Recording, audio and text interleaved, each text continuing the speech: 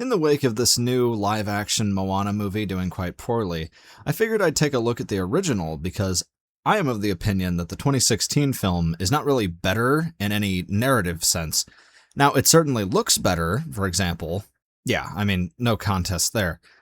But the content of the story is virtually identical in both, and the story is what I have the actual issues with. Because it is my contention that beneath the surface of this movie, as is the case with most Disney animated films from this era, this movie has an evil message, and I want to share with you why. To kick things off, we're told the story of this world, where at first there was only ocean, until the goddess Te Fiti emerged and used her magical heart to create life. Several evil creatures tried to steal the heart so that they could have the power of life for themselves, but only one managed to do it, the demigod Maui, who has a magical fishhook that allows him to shapeshift. Because of his actions, Te Fiti is transformed into a demon of fire and destruction who curses the land until one day no life will remain. Maui loses his magic fishhook and the heart to the ocean and vanishes for thousands of years. Now, we begin with a proper introduction to a small island nation where we meet Moana, a teenage girl who is essentially the princess of this little village. She has magical water powers that call her to the ocean, but because of a shipwreck from many years ago that killed her father's friend, Moana is not allowed to go near the water. Far more pressing, however, is that the apocalypse is here because all the plants on the island are dying as a result of Maui stealing the heart, which threatens the island village with starvation. Despite her father trying to keep her from leaving to restore the heart, which is why Moana even has the water powers in the first place, the ocean gave them to her so she could prevent the destruction of all life in the world, Moana attempts to leave to rescue her people but fails because she's never sailed before.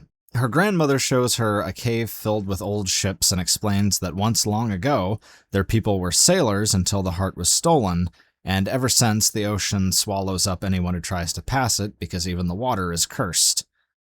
The ocean is cursed, the islands are cursed, everything's cursed, and it's all Maui's fault. Keep that in mind. Granny dies, and Moana uses one of the ships to search for Maui against her father's wishes.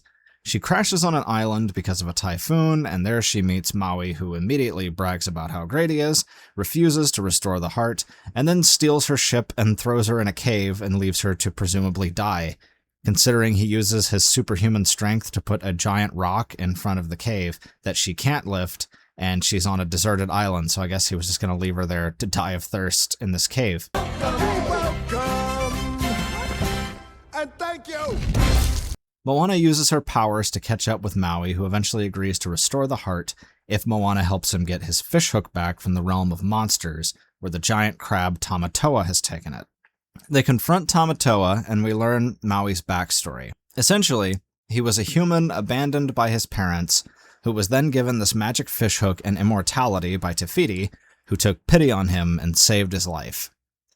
And then sought out love from humans to fill a void within himself, and we learn that's why he wanted to give the heart of Te Fiti to humanity in the first place. He thought if he gave them the power to create life, then they'd love him more. Tamatoa sings about how he loves outer beauty more than inner beauty, and after beating up Maui, the two manage to defeat Tamatoa and escape with the hook, but Maui can no longer use its powers. We get a ridiculous series of will he, won't he, where Maui regains his powers only to lose them again like 4 times. He keeps breaking the fishhook and then repairing it again, or he can't use its powers and then he can again. It was honestly kind of bewildering. And then finally, he and Moana manage to restore the heart and save the world. Te Fiti gives Maui back his powers, and Moana restores the tradition of sailing for her people once more, this time with Maui there. And I guess her dad is no longer obsessed with keeping her on the island. So now that I've laid out the basic structure of this story, I want to point out a few things. Number 1, Maui is evil. Okay, I know that they give him lots of sympathetic backstory, but how sympathetic are his actions really?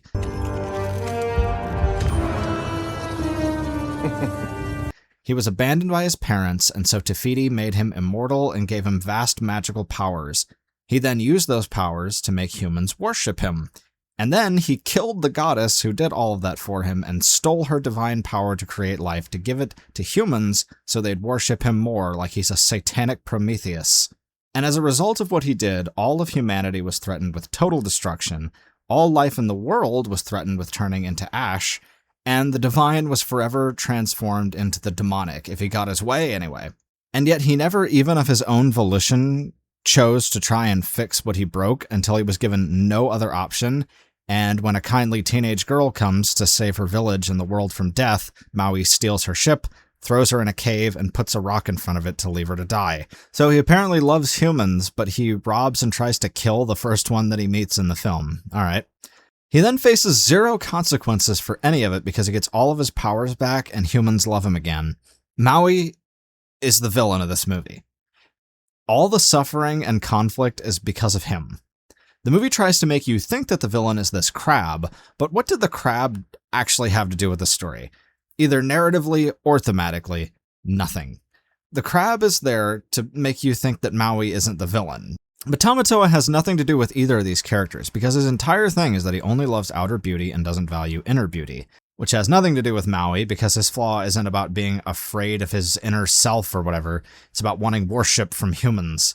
He is insecure, but he doesn't value external traits above internal ones. He values being praised as a hero above being nobody. I get that there's some level of coherency here, and that Maui does have a shallow idea of love, but Tamatoa is not interested in validation from anybody but himself, so I don't really get that one. Especially because Tamatoa didn't even cause any of the problems in this story. And then Moana, I truly do not understand why this movie wants us to think Moana is a bad person. In what way does she value outer beauty more than inner beauty and thus reflect Tamatoa? Not in any way. As a matter of fact, Moana is among the least flawed Disney characters of all time. She's never presented to us as anything but a kindly girl whose motives are purely altruistic. I mean, Moana's full breadth of traits is that she's reluctant to be a ruler one day, which doesn't matter after the first 10 minutes, and then she wants to go to the ocean because it's a literal divine decree to save the world, and then she doubts herself on a few occasions, but it's not because she's doing anything wrong, it's because she's doing something that she's never done before, like sailing a boat. None of those things are in any way selfish or obscuring her true self, and yet Granny and this crab keep yelling at her to not forget who she is. This woman comes back from the dead to tell Moana not to forget who she is. Like, Granny, I'm taking the heart to Te Fiti. What do you want me to do differently? And her entire motivation is simply to save her people from death. But the movie wants us to believe for no reason that Moana needs to change just as much as Maui does, when Maui is the devil and Moana is a teenage girl who likes coconuts and wants to swim because she has a divine mission to save all life in the world. So this crab does not reflect either of these characters or their flaws, and none of the conflict is his fault, so he's not the villain. Maui is the villain. And then Moana's dad is also given a redemption arc he doesn't deserve because he was willing to tie his daughter to the radiator if it meant preventing her from saving the world. I get that his friend died from trying to sail, and so he doesn't want Moana to go out and save the world.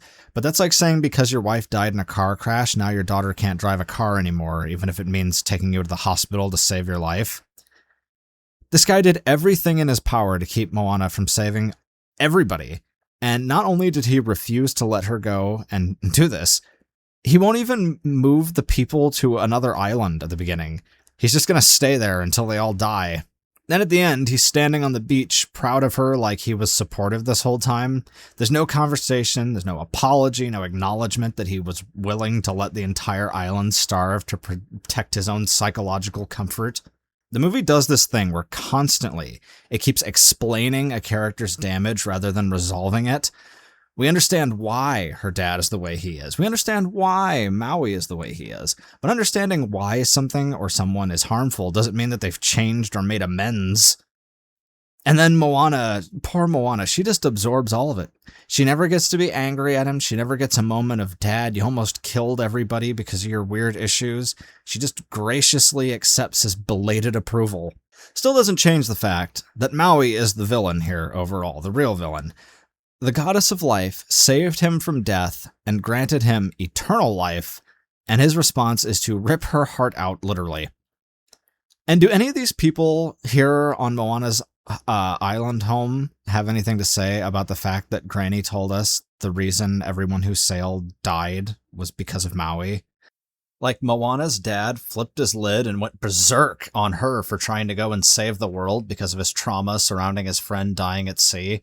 But then Maui gets nothing at all for the fact that he's the one who killed him. Like, it's his fault. Generations of this island nation have been destroyed at sea because of this guy for literally thousands of years. Granny, does your ghost have anything to say to him? You chewed Moana's ear for the last 90 minutes about being true to herself. You are the one who literally told us that all the past tribe members died because of this guy, so you got nothing? What is the message here, all said and done? That if somebody is motivated by the desire for love and admiration, then we should forgive them even if their motives involve supplanting divine will and lead to the destruction of all life? Because if that's the case, then Homelander would be redeemed by this story's logic.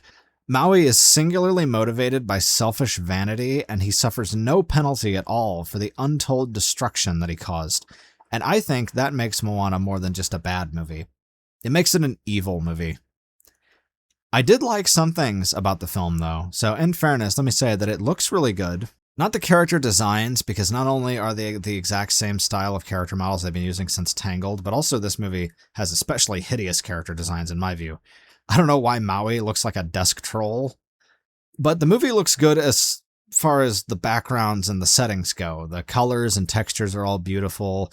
The music is pretty good too. I mean, I hated Granny's song, but there was good music in the movie. I like the opening one, I think, best, but they're all pretty decent.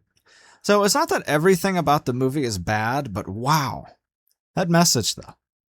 Forgive whoever does evil in the name of their own glorification is a very hard sell for me. Oh yeah, and then I forgot, there's also this chicken. Thank you for watching. I appreciate your time.